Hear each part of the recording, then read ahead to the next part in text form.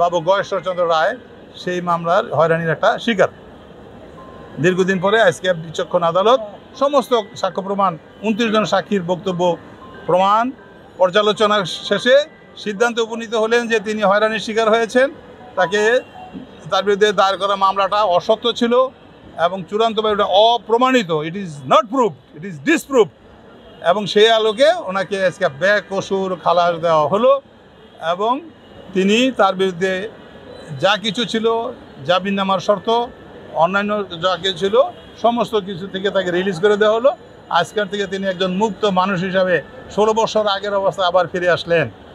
সকলের প্রতি কৃতজ্ঞতা জানানো হচ্ছে।